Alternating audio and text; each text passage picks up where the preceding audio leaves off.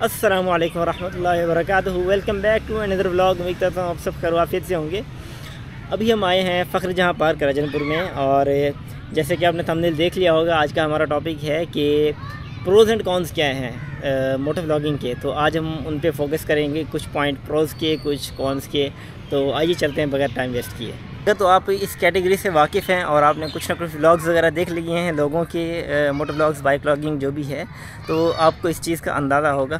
तो बस सोचिए कि आपको थोड़ा बता चलें अपना एक्सपीरियंस कि हमने क्या क्या अब तक डिफ़िकल्टीज़ फेस की और कौन कौन सी चीज़ें इसमें कदरे आसान हैं।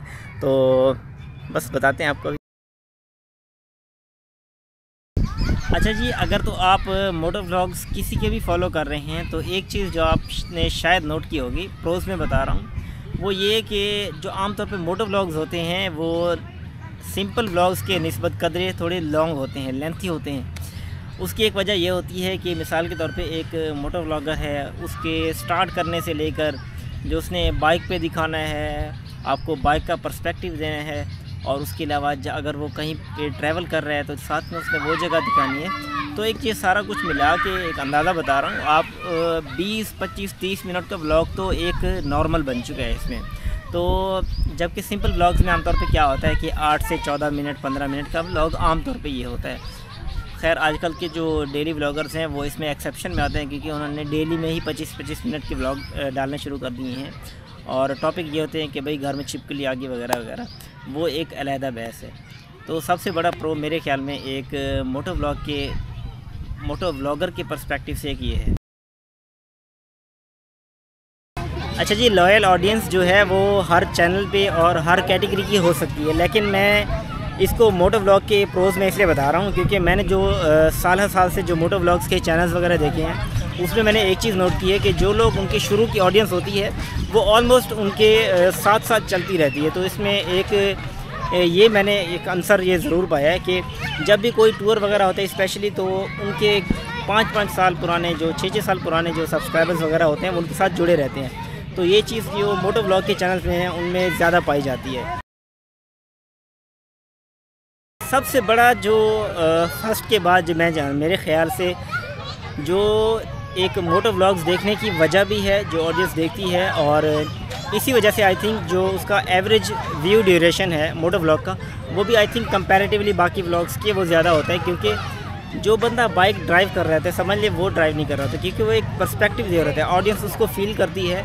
और जहाँ कहीं भी वो टूर वगैरह लगाते हैं, बाइक व्लॉगर्स जो हैं वो जहाँ भी टूर लगाते हैं, तो जो ऑडियंस होती है उसको फील करती है और समझती है कि वो टूर नहीं कर रहा जैसे हम भी टूर कर रहे हैं।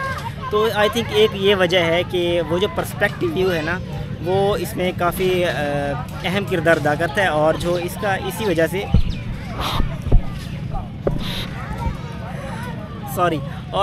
इसी वजह से जो एवरेज व्यू ड्यूरेशन है वो भी काफ़ी अच्छा होता है। जबकि अगर हम कॉन्स की बात करें तो मेरे ख़्याल से जो सबसे बड़ा डिसएडवांटेज है वो ये कि आपको एक एटलीस्ट जो नेसेसरी मोटो व्लॉग गियर है वो बाय करना पड़ता है। अब उसमें आपका एक्शन कैमरा, साथ में एक बाइक तो ऑब्वियसली आपको ज़रूरत होगी, और उसके अलावा आपको एक मतलब पूरा गियर जिसमें हेलमेट, आपका माइक, और उसके अलावा आपके कुछ बाइक माउंट्स वगैरह, ये वो सारा कुछ, हेलमेट माउंट, ये सारा कुछ बाइक मोटो व्लॉग गियर में आ जाता है। तो इसका काफ़ी एक्सपेंस है, जो कि अगर आप यूज्ड जो है वो भी सारा गियर लेते हैं तो ऑलमोस्ट आपको 60 to 100,000 ये आपको पड़ेगा, 60K से 100,000। तो ये एक काफ़ी ख़र्चा है जो एक मोटो व्लॉग को आई थिंक आज ना कल करना पड़ता है। तो जबकि अगर आप दूसरे सिंपल व्लॉग्स में देखें तो आपके पास एक मोबाइल होना चाहिए जो कि एटलीस्ट HD में वीडियो बनाता हो, तो उसमें कुछ ज़्यादा एक्सपेंस की ज़रूरत नहीं होती।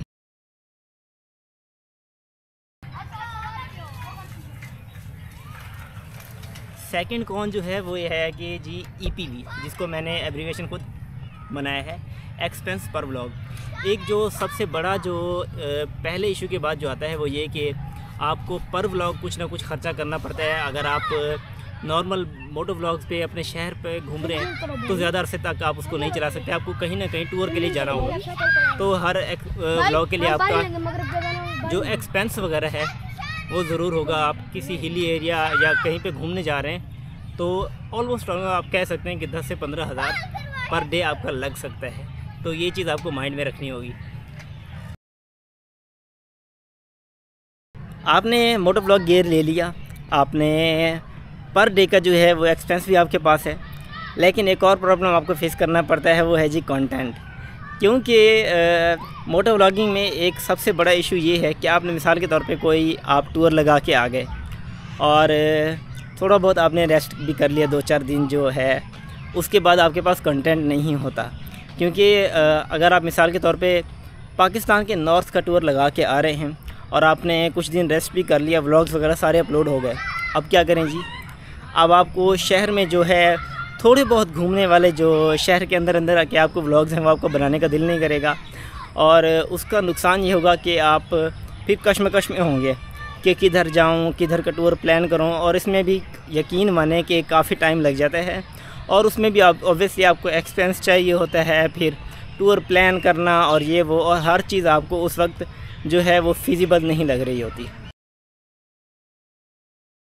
अच्छा जी, लास्ट जो इसका कौन है वो ये कि ऑडियो क्वालिटी आपसे मर के कभी जो है वो अच्छी होती है। बिलीव मी, मैंने एक्शन कैमरा बाई किया, उसके बाद जो मेरा जो व्लॉगिंग जो माइक था वो मैंने लिया था बोया का MM1 आई थिंक। वो लेने के बाद मैंने वो ट्राई किया, उसके बाद मैंने यूट्यूब पे वीडियोस देखी, हैंड फ्रीज ट्राई किए कि वो कम सेंसिटिव होते हैं, उसके बाद कुछ कैटेगरीज़ के हैंड फ्री ट्राई किए, लेकिन आज तक अभी मैंने बहुत ज़्यादा व्लॉग अपलोड नहीं किया, लेकिन जो 7-8 व्लॉग अपलोड किए हैं उनमें आज तक मेरा जो ऑडियो क्वालिटी का है वो इशू आ रहा है। और इसके लिए आपको एक बहुत ही अच्छा माइक लेना पड़ता है, टॉप नॉच। आप कह सकते हैं कि एटलीस्ट आपके पास 10-12 हज़ार का, या फिर उसके पास अगर आपके पास ज़्यादा पैसे हैं तो DJI का या रोड वगैरह का माइक होना चाहिए वायरलेस, तब आपके पास आप कह सकते हैं कि अच्छी साउंड क्वालिटी है आपके पास।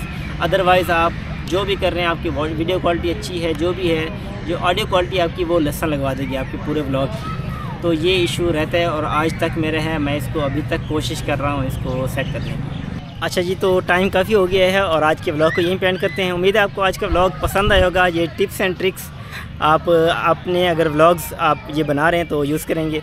मिलते हैं इंशाल्लाह नेक्स्ट व्लॉग में, तब तक के लिए इजाज़त दें। अल्लाह हाफिज़।